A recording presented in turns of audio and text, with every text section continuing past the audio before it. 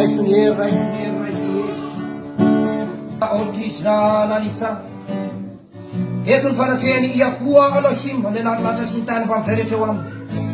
Ratazo Yum Kipurim Mazau, and Parafutan and Tikazan. Fafu ni Purana Tisrina, Fafitu Furana Masna Preu.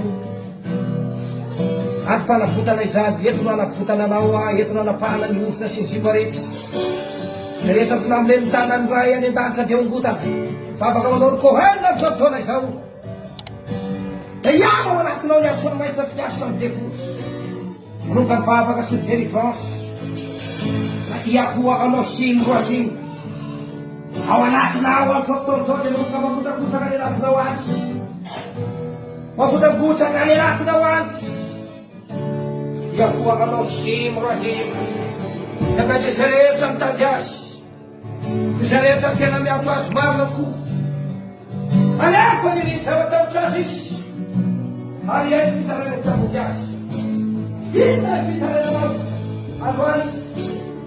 Yaman tununok sa tarin naman kiyasani. Mayasan pararas na sa magulong sa mga matanda na pangilansa.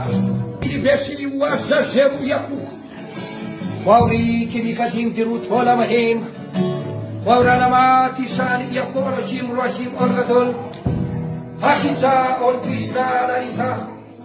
Raisunier, yaku marajim akaredans.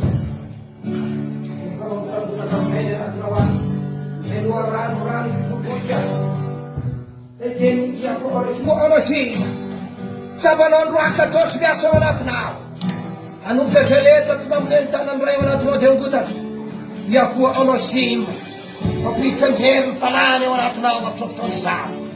Ang nilaran ia ko olosim. Raisunier.